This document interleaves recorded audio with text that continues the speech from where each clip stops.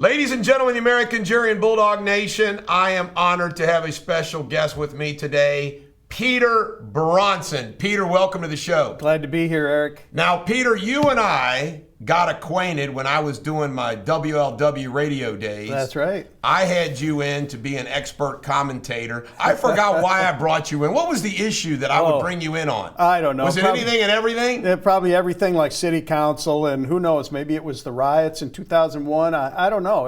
I forgot what it was. There was all kinds of stuff. But we're having you on because I want to help you promote your book, which your company published. By the way, I love the name, Chili Dog. Thank you. Very appropriate for Cincinnati. Forbidden Fruit, Sin City's Underworld, and the Supper Club Inferno. Now, I have admitted to you, I always crack up that these people do these interviews and the book's about this thick and they just got it. I've read the book. I have not read this book yet, but I'm going to read this book over the holidays because it intrigues me.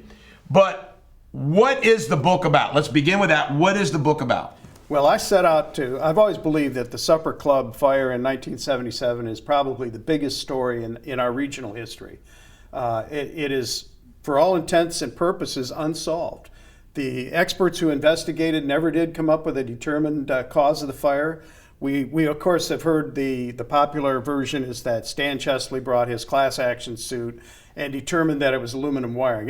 That is really not true. I mean, he did get a settlement, but the first case he lost, the experts that testified said it couldn't be aluminum wiring. That was not, that they couldn't show that. There's overwhelming evidence as I began to look at it, and I was skeptical, but there's overwhelming evidence, I believe, that this was not an accident. And you cannot find a survivor, I didn't find a survivor of that fire who believes it was an accident. So that's pretty powerful. It is very powerful. There's just way too much evidence. Several eyewitnesses saw people wiping down the walls with some kind of a milky white substance who didn't belong there.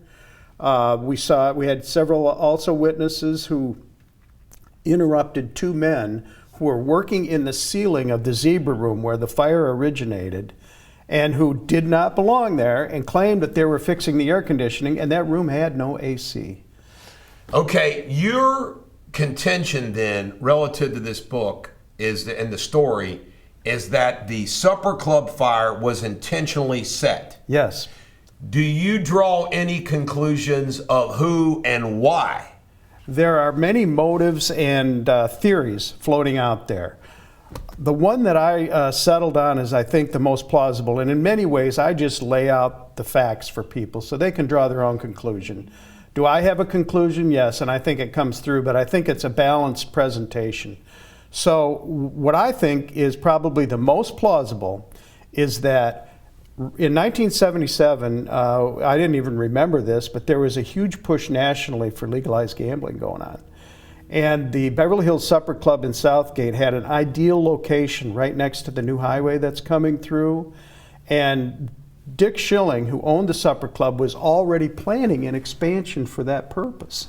He had heavy equipment on the site to continue expanding his Supper Club.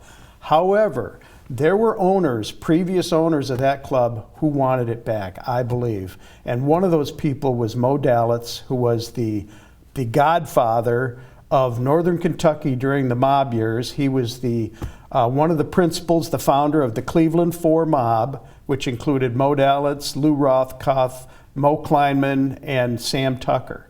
Sam Tucker actually moved to Northern Kentucky to manage the Beverly Hills Supper Club. The mob owned it for decades, from 1936 to about 1960. And they basically, that was their crown jewel. Why'd they sell it? Well, what happened, that's a really good story. So they got the club. Here's a better story. They got the club in 1936 by burning out Pete Schmidt. He had the most spectacular supper club in Northern Kentucky, which was the showplace of the nation. He had all these great acts coming through. Well, Mo Dalitz, who had been given this territory at a mob summit of Ohio, Michigan, and Kentucky, he came down and visited the club and decided he had to have it. And he made a couple offers to Pete, and Pete, who was a tough guy, he was part of the George Remus gang. If you remember, George Remus biggest bootlegger. I've read the two biographies about Remus that have been recently published. Legendary bootlegger. Yeah, great story. Oh, he's really the father of the mob and crime in northern Kentucky, because his bootlegging actually occurred on this side of the river. Right. That's where he made the liquor and distributed it. And when he went to prison, his guys that were in his gang went with him, but then when they came out, they set up all the casinos and nightclubs and bootleg liquor places and gambling and prostitution in northern Kentucky. And Pete Schmidt was one of those guys. So you think that the Beverly Hills Supper Club fire was probably set with some bad intention from mob-connected folks? Well, you only have to look at the context. Again, they burned it out in 1936 so Modalitz could take it over. Context is always important. It is. Now you go forward. Let's flash forward. Over all these mob years of all these control, they owned everything. They had the Lookout House, they had the Tropicana, they had every important club except Pete Schmidt's Platorium, which was the one he built after the Beverly Hills. And they basically took over all of northern Kentucky and ran everything. So they owned all the politicians, all the police. They went as far as the governor's office and beyond in their control and their corruption. So then you look at 1970s. Every year in 1970, there was a spectacular nightclub fire of undetermined origin, and nearly all were suspected of being arson. In some, they found accelerant. And in the Beverly Hills fire, which followed right, each year you had one of these fires. Well, in the Beverly Hills fire, the first thing that happens was the investigators and the governor shows up and said it's not arson. Why would you look at a record of what had happened in northern Kentucky over those years and immediately tell everybody it's not? You know, one of the things that I think is really important is just because it was possibly intentionally set by the mob, there didn't have to be the intent to kill over 100 people. Exactly. And the nightmare that happened was how the place was locked up. Once the smoke and the people getting away, and everybody in northern Kentucky. In 77, I was 14 years old. I remember watching it on the news at night. On Saturday night, I was sitting there watching it, or Friday night, whatever night it was. But everybody has a story, and I've heard plenty of these stories. People that survived barely. Yes. The smoke inhalation. Just it was awful. It was horrible. So the fact that it was a possible mob doing. Those that set the fire, it doesn't mean that they meant to kill over 100 people. If that happened, they were probably saying, "Oh my God, what the hell? We didn't want this. We just wanted to burn the place down. We didn't want to kill over 100 people." I bet you there was bedlam. Well, the theory, two things. The theory is among the people who have looked at this closest, and I talked to a lot of them, and they're survivors. One of them is a busboy who was working there that night, David Brock. Yeah, he's the most famous survivor. Yes, well, among others, there's some others. But he's the one he's been in the news a lot. Exactly, because David has done along with the others. Isn't he the one that said he saw these people? Who are the ones that saw? Oh, he saw the people in the ceiling. He saw the people like, who are these people? What are they doing here? He saw the people in the ceiling and talked to them. Okay. So his theory is that the mob intended to burn the place, but intended for the fire to go off at 5 a.m., not 5 p.m., and they set their timer wrong. Wow. So somewhere in there between 5 and 8 p.m. when the fire actually blew up. It was probably smoldering for quite a while, but when it went off, it was somewhere between 5 and 8. Now, if they had set that fire to go off at 8 a.m. or 6 a.m., there would have been nobody in there. If the mob wanted to do it for the purposes that you allege, they're not interested in killing anybody. They just want the place burnt down. They had according to another witness, they showed up at the supper club and had a meeting with the Shillings, two guys. And by the way, the Shillings, they interacted. I got a buddy that says they were mobsters wannabes. Well, they had some connections to some go ahead about that very shady people. Let's put it that way. So they had a meeting in the bar at the supper club when the place was empty in the early morning, and two people saw it. One of them's a waitress. And I interviewed her for the book, Shirley Baker. She was there. She walked in and saw these guys, and they offered a check to the Shillings and said, "We want to buy it." And they said no. And they said, "Well, if you don't sell it, you might not have it." And they said, "Get the hell out of here and get the blank, out of here." And And shortly after that, we have the fire. Wow. So we have witnesses who've seen these things and who were overlooked or basically ignored by the investigators and the special prosecutors and people who were appointed to look at this. In light of the world that we live in, I don't think it's a hard stretch to convince people that an investigation is done correctly. I mean, come on, what we have seen in 2020 in the political realm, and somebody who's in the legal realm, if people don't think that there are some behind the scenes stuff that goes down that's pretty bad that nobody ever investigates, you got to be naive. Well, here's where I'm one of these people that I'm not a general conspiracy theorist, right, but I'm somebody that is willing to accept some facts. Skeptical, great. Based on your own experience. Skeptical, and say, well, I don't know about this. So the hypothesis that you're putting together and that you're going to assert in this book, I understand it. I get it. Mm-hmm. Sounds plausible to me. Well, for sure. I started out with an open mind, and I really started out to write about the Supper Club, and that took me all the way back to the first fire. And when I had looked at all the context of the mob ownership and basically a crime empire on the southern bank of the Ohio, that was, as I put it put the sin in Cincinnati. Right. And you look at that and you put that in context, and then I thought, well, to really cover up the Supper Club fire, I mean, so many people would have to be corrupt or compromised. And then when I started looking at the people that were appointed by the governor to investigate, all but one, and we're talking about a half dozen people, were severely corrupt. And nobody was more corrupt than the governor. Julian Carroll. Yes, he was one of the most corrupt governors in Kentucky history, and that's saying a lot. How long did it take you to write the book? About a year. How many people did you talk to?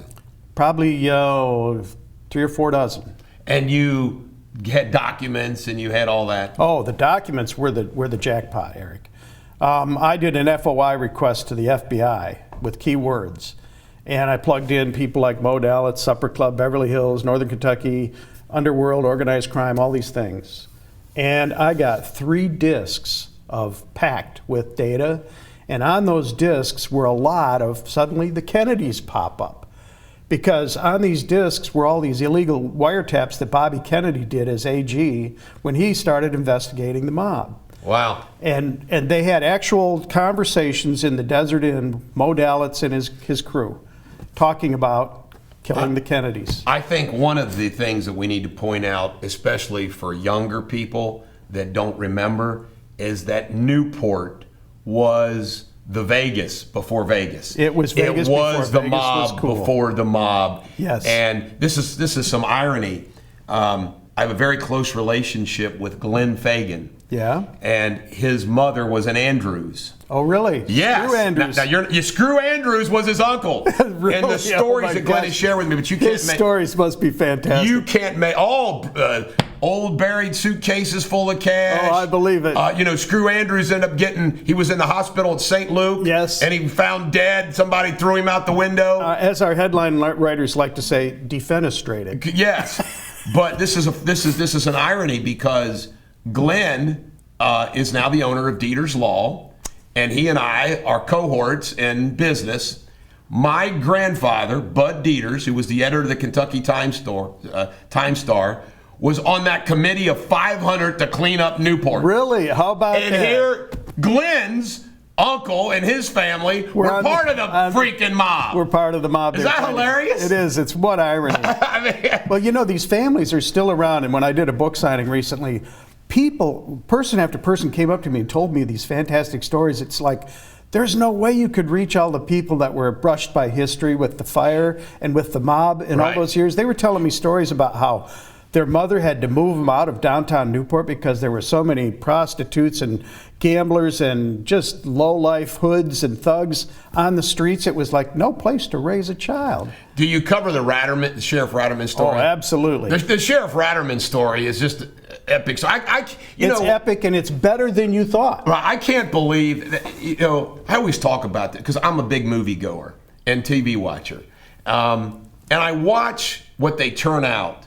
And I think to myself, I am personally aware of so many unbelievable true stories that ought to be a freaking movie or a Netflix series. Yeah. What are they wasting their money and time on that? Doing remakes. George Remus. George Ratterman. This story that you're telling right now. I'm telling you, Ratterman. We're producing a story about the Dr. Droney litigation that is going to blow the world away. I can't wait to see it. I mean, it's just, but this is just another example of such a great story, and good for you, Peter, for writing it, and intriguing. It's got all, people love mob stories. Well, and local history. Local history. I'll tell you one thing about the Ratterman story that you probably didn't know. That George Ratterman, when his story broke news, it was national. It even went international. And one of the people Did not know that. And one of the people who saw it was Bobby Kennedy. Wow. He was the brand new attorney general who'd just been appointed by his brother, and there was a lot of controversy around that you appoint your brother. And Jack even said, well, he needed job experience, ha ha ha. Right. So Bobby Kennedy looks at this and he goes, aha, my chance to go after the mob. And that's where he picked his first battle with the mob. He sent his assistant, Deputy Attorney General Ron Goldfarb, and sent him to Northern Kentucky with a blank check to prosecute the mob. Wow. And that's when the Kennedy War with the mob began. Didn't know that. Yeah. You know, I have a theory, before we close here, I have a theory about why Americans love mobsters, Godfather movies, stories about it all, is that inside each and every one of us, we have our moments. Everybody where they wish they were kind of like that, because most people have some enemies, and So I you can think say, there's just whack him. But think about, how do you explain Americans' love of mob stories? I think each and every one of us, in a way, would like to be Tony Soprano every once in a while. I'm willing to admit it. There are moments where I said, man, people are lucky I'm not Tony Soprano. But I think each American has that innate, thing because why else do you explain? Why are we so intrigued with the mob? Well, there's a certain glamour associated with it. In the Godfather movies, for example, look at the way they live. They live with limousines in compounds. They have the finest clothes. But they could whack their enemies. Exactly. And then you introduce the element of murder and violence. It's everything. It's sex, murder, violence. Right. A glamorous lifestyle. Right. It's like some kind of underworld American royalty. Right. The Remus story, including like how they described the party that he threw, and the pool, handing and out cars else, like and peanuts, the castle, and everything else. It was something. And they just own it. Yeah. Peter, thanks for coming in. Thank you, Eric. It's called Forbidden Fruit: Sin City's Underworld and the Supper Club Inferno by Peter Bronson. Again, Forbidden Fruit, Sin City's Underworld, and the Supper Club Inferno. Where can they get it? I'm assuming Amazon? Amazon, it's available, but if you want the color, full color inside like your copy, with signed copies, go to my website, chilidogpress.com, and order there. chilidogpress.com. We'll put it on the screen. Very good. Peter, thanks for coming in. Thank you. Great Glad story. to be I here. look forward to reading it. I will give you a full report after the holidays. Please do. I'd love to hear it. This is the Bulldog. Every dog has their day. Have a great day.